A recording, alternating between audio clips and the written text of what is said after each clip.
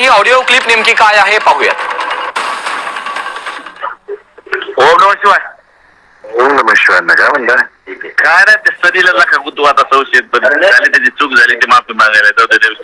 अरे अण्णा, सनी बद्दल शिफारस करू नका दादा. भाऊ शिफारस करत. अरे संदीप, ते म्हणजे योगेशच जमत नाही म्हणून ते तिकडे गेलेलं आहे. ते आपलं स्कोर घ्यायचे, त्याला काही गोष्टीची मदत केली नाही म्हणून नाराज झाला. नाही पण सगळं बघ, तुमचा फोन आला, सगळं मदत केली. आता हे एसपी साहेबांनी त्याला चेक करायला सांगितलं. एसपी साहेबांना फोन करा तुम्ही. मी एसपी साहेबांना बोलतो. एसपी साहेबांना वाटलं तर माझा फोन आला म्हणून सांगतो. तुम्हाला काही बोललो होतं. ते आमदाराचा नाही दादा, तिथले लोकलचं राजकारण म्हणून ते आमदाराकडे त्याच्याकडे गेलेला आहे पण आमदारला गेलेला आहे तो. दादा लोकलचं राजकारण आहे म्हणून तिकडे गेलाय. बरं, माझ्यावर विश्वास ठेवून त्याला बोलतो. ठीक आहे अण्णा, ठीक, काय हरकत नाही. Okay okay.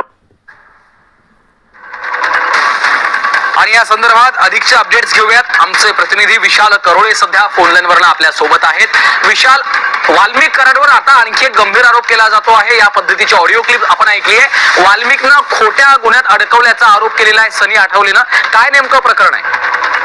Valmik कराडची audio clip असल्याचं सांगण्यात येत आहे आणि बीड शहर पोलीस ठाण्याचे जे पोलीस निरीक्षक आहे शीतल कुमार बल्ला यांच्यासोबत ते बोलत आहे.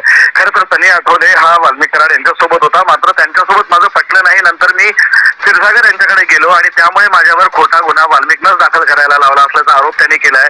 मात्र माझ्यावर खोटा गुन्हा दाखल केल्यानंतर मी वाल्मिक कराड यांची माफी मागितली आणि त्यानंतर वाल्मिक कराडनं पोलीस स्टेशनला फोन केला आणि त्यानं माफी मागितली नाही. त्याच्यावरील गुन्हे मागे घ्या अशा पद्धतीचं पोलीस निरीक्षकांना सांगितलेलं आहे. वाल्मिक कराड सातत्यानं युवकांना अशा पद्धतीनं खोट्या गुन्ह्यात फसवतो असा त्याचा आरोप आहे आणि नंतर त्यांची सहानुभूती मिळवण्यासाठी या युवकांना त्या गुन्ह्यातनं बाहेर काढतो आणि नंतर आपल्या कामासाठी वापरतो असाही आरोप या फेसबुक पोस्टच्या माध्यमातून या युवकाने केलेला आहे. ही ऑडिओ क्लिप 1 ते 1.5 महिन्याच्या काळातली, म्हणजे वाल्मिक ज्या सीआयडीला सरेंडर झाला होता त्याच्या आधीची असल्याचे बोलले जाते आणि वाल्मिकनं अशा पद्धतीनं अनेक युवकांना आपल्या या काळ्या कृत्यामध्ये फसवलं असल्याचाही त्याने आरोप केलाय. आणि किमान आता हे सगळं पुढे आल्यावर वाल्मिकच्या विरोधात जी काही लोक पुढे आली आहेत त्यांनी मला न्याय द्यावा अशी मागणी या सनी आठवले नावाच्या युवकांना केलेली आहे. निश्चितच. धन्यवाद विशाल सविस्तर माहितीसाठी.